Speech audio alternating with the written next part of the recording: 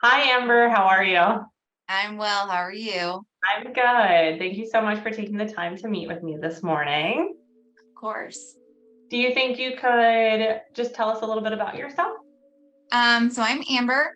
I am an independent insurance agent. I've been in the market for about 10 years now. I'm a dog mom and an aunt, a marathoner, and pretty much outside of that, that's my whole life.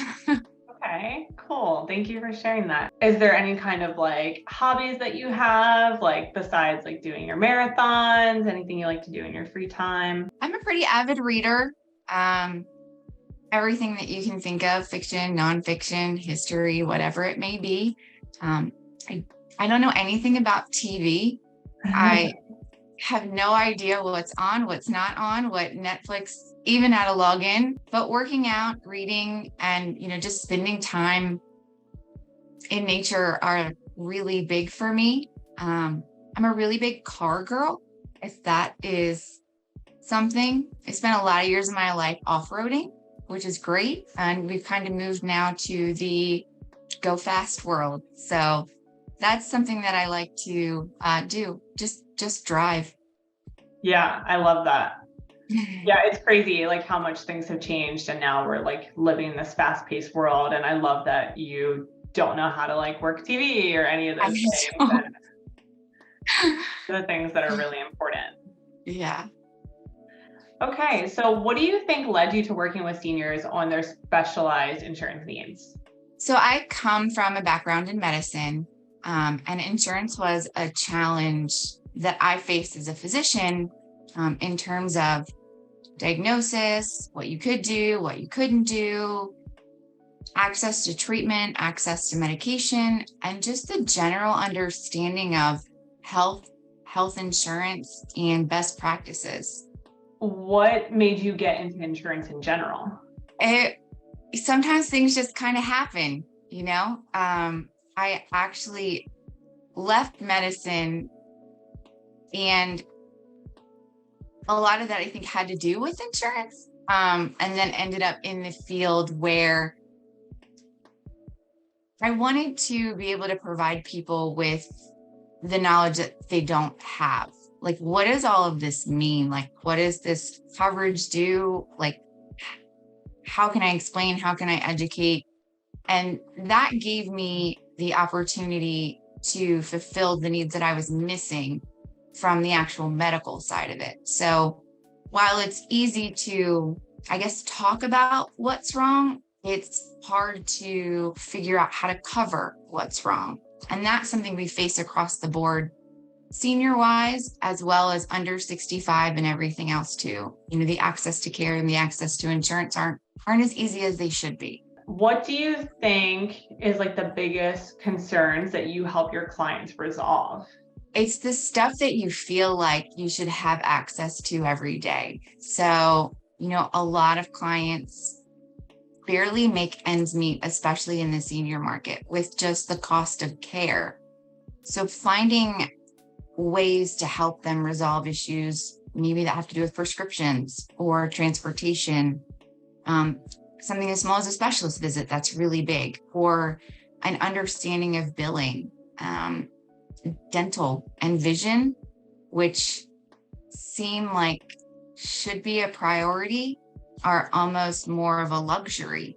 And so those are some of the problems that we try to solve every day. Just making sure that everybody is really covered as best as they can be. Yeah, one of the questions I usually ask people is like, what goals are you able to help your clients attain? But I kind of want to change that around a little bit and ask you, like, what's a really cool success story that you've had of like being able to help somebody with something that just has really stuck out to you since you've been in this field? A lot of the stories, they kind of fall on the same line. So depending on the market that you work in, especially the senior market, um, individuals don't have the needs to financially always get some of the treatment that they need or deserve. So a lot of that is I have a couple clients that, are super thankful. They've reached out for the small things like dentures, like they couldn't chew their food, or implants, like they didn't have that, or glasses. So to think about the fact that you can't really read all day long because you can't see, but you can't afford glasses. And to bring that kind of stuff to somebody is why we do what we do, and depending on the market that we're in, to be able to help also with the cost of prescription coverage, that's a big feat, and it can help somebody really not live just to cover their medication costs, which we often see way too much. So for instance, one of my teammates and I spent, I can't even tell you how many hours trying to figure out how to best place a young lady who was spending over $600 on just one medication a month. We were able to find a way to get that cost to not be her responsibility. So that's another one that really sticks out, because, they think like, how is this even possible? It can't be real. And it is. You just have to know where to look and keep trying. Yeah, that happened to my mom recently. She went to get a prescription and it was like $1,000. Crazy, right? Yeah, it's so crazy. And you just can't, people can't afford $600 to $1,000 for a prescription. I can't. Yeah. If you had a crystal ball and could see the future, what would you see to be the biggest challenge for seniors in the senior financial market in the next 3 to 5 years? And we won't hold you to it, but what do you think would be? One of the biggest challenges I think that they face is the constant change of everything. For instance, just constant plan changes, and having the ability to work with somebody that they know, like, and trust.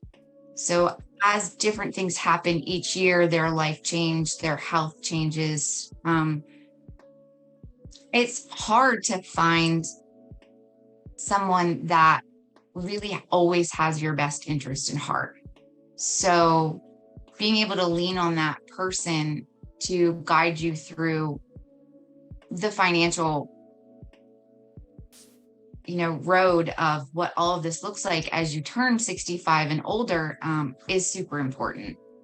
So just the rising costs in healthcare, I think some of the lack of access to care that they need are really some of the big things that we face now and we will continue to face. When your clients meet with you, do they usually come in and you just give them like a list of things like, hey, this is stuff that you should know, this is how I can help you? Or is it usually more individualized to that person and how much time you have to spend with each client? Or how does that really go for you? Everything's completely dependent on the individual. I mean, obviously there's a fact-finding form that I really like to use to see, what's your biggest issue that you're facing? And how do we tackle that first? But what are your needs? What are you looking for? What kind of health insurance coverage did you have previously, or are you losing?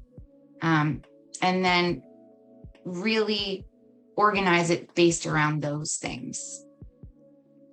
Why do you think that your clients reach out to you specifically, that they're like, I feel like Amber is the person for me to work with? I have always been told that I'm easy to talk to.